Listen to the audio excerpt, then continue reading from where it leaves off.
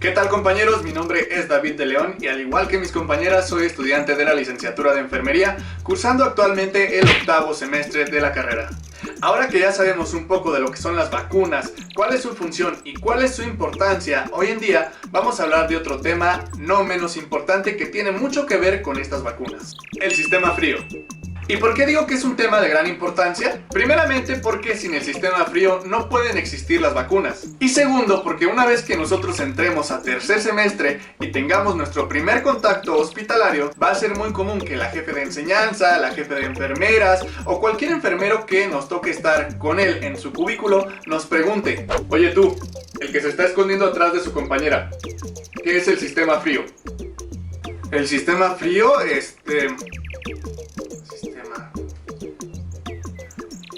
¿tiene que ver con el refri de mi casa?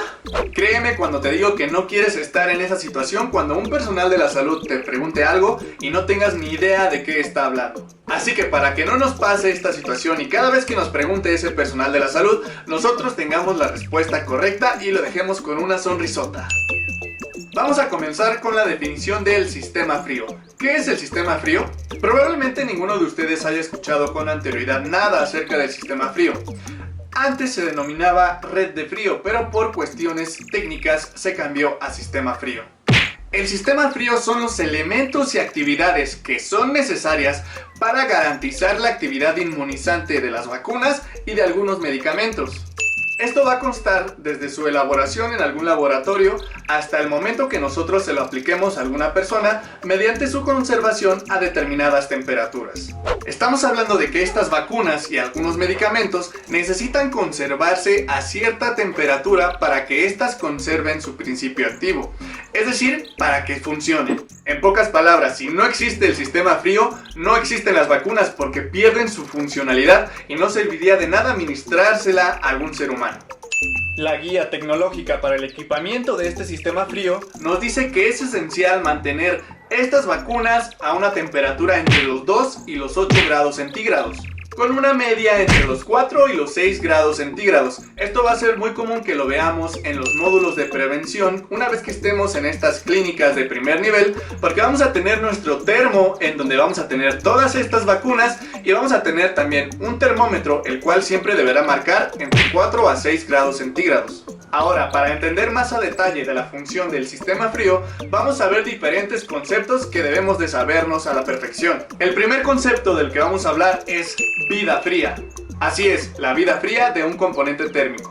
Se define como vida fría de un componente térmico al tiempo en horas que va a tardar en subir la temperatura de algún componente cuando su exposición sea mayor a los 8 grados centígrados. Recordemos que dijimos que en el sistema frío todos estos componentes no deben de pasar de una temperatura que radique entre los 2 grados centígrados hasta los 8 grados centígrados, en un promedio de 4 a 6 grados centígrados. Esta vida fría básicamente es el tiempo que va a tener nuestro componente, ya sea nuestra vacuna o nuestro medicamento de vida, una vez que este sobrepase la temperatura adecuada.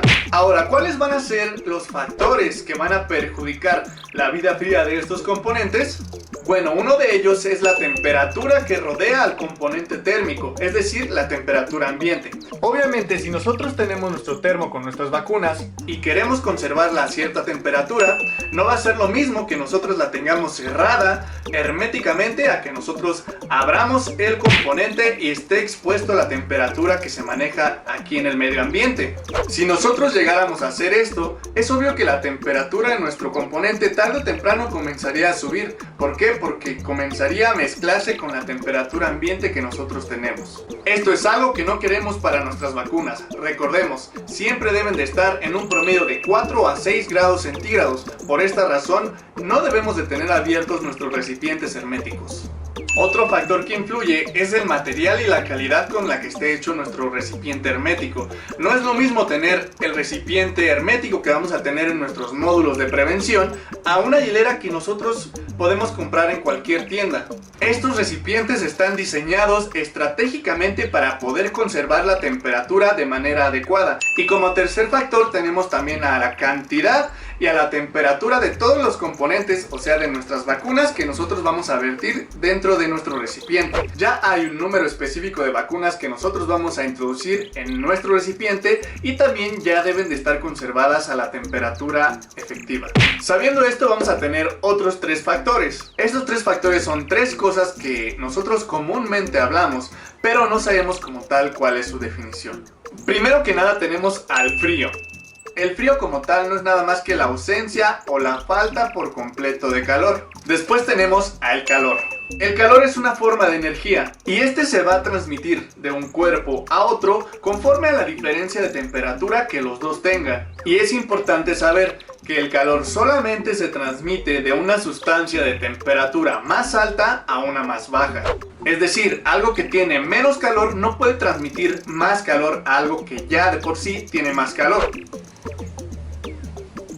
Por consiguiente, tenemos también lo que es la temperatura. La temperatura básicamente es la medición del calor. Como tal, no se puede medir la cantidad del calor, pero sí es posible medir su intensidad, esto con un termómetro. Entonces, la temperatura de un cuerpo o de una sustancia no es nada más que la intensidad o la medida de la intensidad de calor que hay en este cuerpo.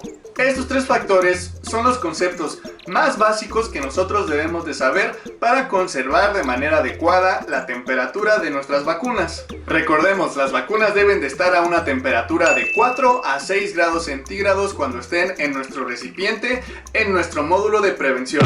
Ahora, sabiendo estos conceptos, ¿qué es lo que va a pasar con nuestras vacunas si no las conservamos a una temperatura adecuada?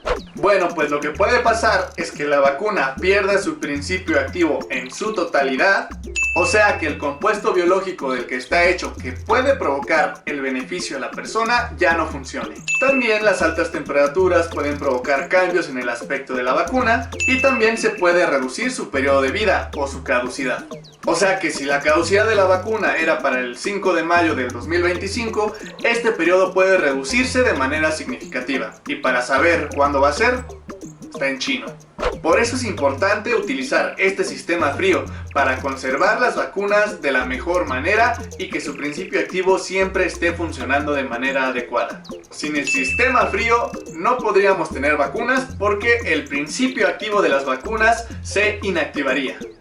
Ahora, en cada punto crítico del sistema frío se debe asignar a un responsable que tenga las aptitudes necesarias para verificar que se lleve a cabo su funcionamiento. Obviamente las actividades de cada personal van a depender del grado o del nivel de conocimientos que estos tengan. Las actividades básicas del personal al nivel operativo van a ser el control y el funcionamiento del equipamiento de este sistema frío. Es decir, nosotros como personal de enfermería en tercer semestre, cuando entremos a nuestra clínica de primer nivel, vamos a ser los encargados de ir a armar nuestro sistema frío que vamos a tener en nuestro módulo de atención y prevención.